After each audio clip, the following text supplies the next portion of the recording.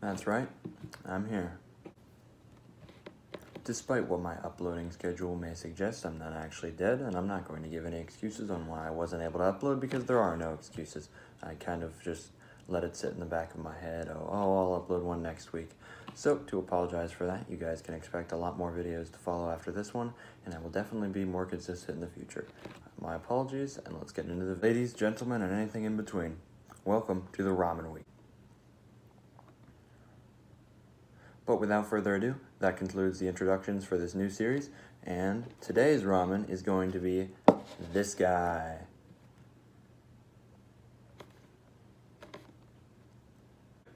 You may remember a very similar box from episode 3 of the ramen box. I'll put a link to that up one of these two. The only thing I've been able to tell that's different about this one is that it says black right there. It has a more black box. And it also says premium noodle soup right there and on the lid. I have no idea if that means it's just a premium version of the last ramen we had or if it's an actual new flavor, but it was sold as a different title at the supermarket, so I'm going to assume as such. Let's cook this, let's eat this, and let's review this. To the kitchen. Here we are back in the clean kitchen, and the first instruction is to completely remove the lid, as usual. I'm sure you all saw that coming. And to remove all of the packets. So our first step here is to add the soup bases, and when I say soup bases, I actually mean soup bases because these are both the bases that we put in. I'm not sure why they couldn't just mix them and then put them in one bag instead of having two separate bags, but I suppose that everything has their reasons.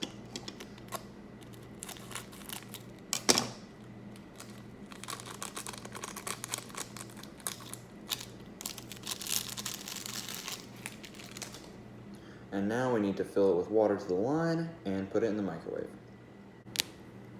So I've taken this guy out of the microwave, and in terms of smells, the usual hot water, spicy ramen smell. And we can go ahead and grab some chopsticks and start to stir this guy. So the ramen here was pretty bunched up. A lot of ramens get out of that initial block shape just from microwaving them, but this I had to put in a little stir effort. But other than that, there's nothing really noticeable about this ramen. So, let's go eat it. Oh, we're back at the dining table, and we can finally start to have this ramen.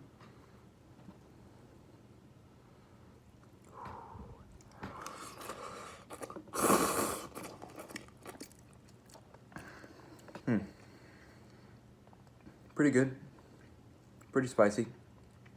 Decent flavor. Again, like with the last ramen, I'm kind of getting a hint of oniony flavor here. But other than that, I don't taste anything super special. I'll come back to this one. So, here I am again at the halfway mark, and I just want to say, this ramen is great.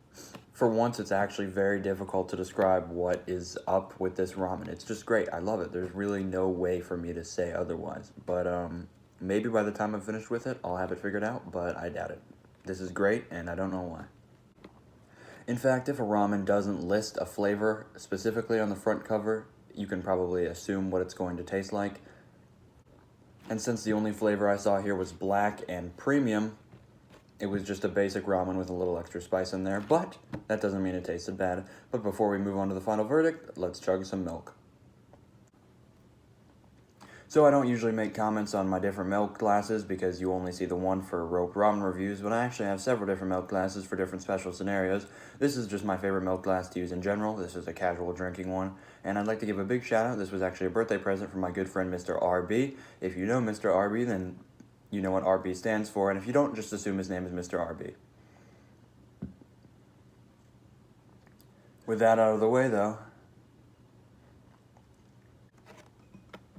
let's drink.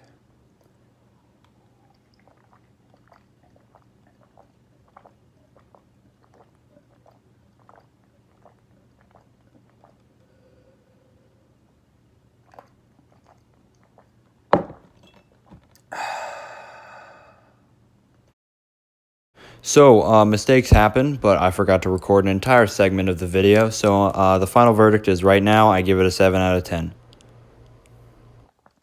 So I'm hoping that this Ramen Week event I'm doing is a step in the right direction for the channel.